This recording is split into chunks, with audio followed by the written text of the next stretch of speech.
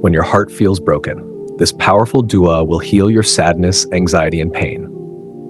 There are nights when the room is quiet, but your heart is loud.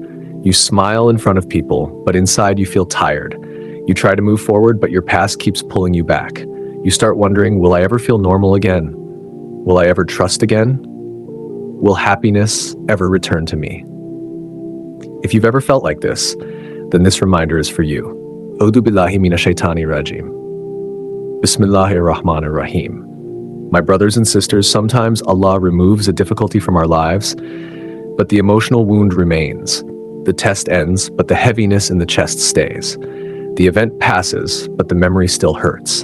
And Islam does not ignore this pain. Our deen does not tell you to pretend you are okay. Instead, Allah gives you something greater than therapy, greater than distraction. He gives you du'a that heals the heart itself. The Prophet ﷺ taught us that whenever a servant of Allah is struck by grief, sadness, or anxiety, and says a particular supplication with sincerity, Allah does not leave that heart in darkness. He replaces the sorrow with relief and replaces heaviness with joy. Think about that. Not just patience, replacement. The dua begins with a powerful truth. You stand before Allah and say that you belong to Him completely. You acknowledge that you are His servant, and even your parents and your lineage belong to Him. This is not humiliation, this is honor. Because when you surrender to Allah, you are not lowered, you are lifted. You are saying, Ya Allah, my life is in your control. My story is in your hands. What you decree happens, and whatever you choose for me is never unjust. How different is this from the mindset of why me? Instead, you say, my Lord, I trust that even when I don't understand, you are still wise and fair with me. This changes the heart. It removes rebellion and replaces it with peace. Then you call upon Allah using every single name He has, the names you know and the names you don't know, the names revealed and the names hidden in the unseen. You are placing your broken heart under the mercy of every attribute of your Lord, His gentleness, His forgiveness, His wisdom, His care. Then comes the healing part. You ask Allah to make the Qur'an the life of your heart. Think about dry land after a drought. Nothing grows, everything looks dead. Then rain falls and suddenly life returns. That is what the Qur'an does to a heart that feels empty, tired, or numb. You ask Allah to make the Qur'an the light inside your chest, because light removes confusion, light removes fear, light shows direction when everything feels dark. And then you ask Allah to make the Qur'an the remover of your sadness and the reliever of your anxiety. Past pain and future fear, both are handed over to Allah. But the Prophet ﷺ didn't stop there. He also taught another supplication for daily struggles. He taught us to ask Allah to protect us from grief about the past and anxiety about the future, because these two emotions can paralyze a person. One keeps you stuck behind, the other stops you from moving forward.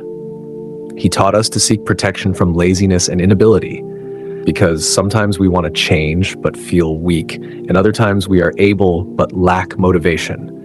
Both can ruin our progress in life and in our deen.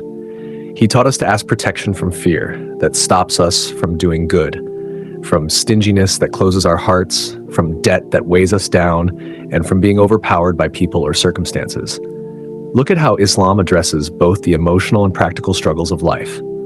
And there is another beautiful moment from the life of the Prophet ﷺ. When someone he loved would become upset or angry, he didn't respond with harshness. He calmed her gently and taught her to ask Allah to forgive her sins, remove anger from her heart, and protect her from trials that mislead. Because anger can destroy relationships, lead to regret, and push a person toward actions they wish they could undo. But du'a cools the fire of anger. My dear brothers and sisters, these supplications teach us something deep. Your heart is not meant to carry pain alone. You were created to return your emotions back to Allah. Sadness? Return it to Him. Fear? Return it to Him. Anger? Return it to Him. Confusion? Return it to Him. The believer's strength is not in pretending to be strong. It is in knowing where to place their weakness. So if your heart feels heavy, don't just scroll. Don't just distract yourself. Turn to the one who created your heart. Speak to Him. Cry if you need to. Ask Him to bring life back to your soul. Because the one who created your heart is the only one who truly knows how to heal it. May Allah replace our sadness with tranquility, our anxiety with trust, and our brokenness with closeness to Him. Ameen. Like, comment, and subscribe for more peaceful Islamic reminders like this. For more uplifting Islamic motivation, faith-boosting messages, and heart-softening reminders, watch the full playlist in the description. Heart-touching Islamic reminders, motivation, faith, and hope. Alhamdulillah.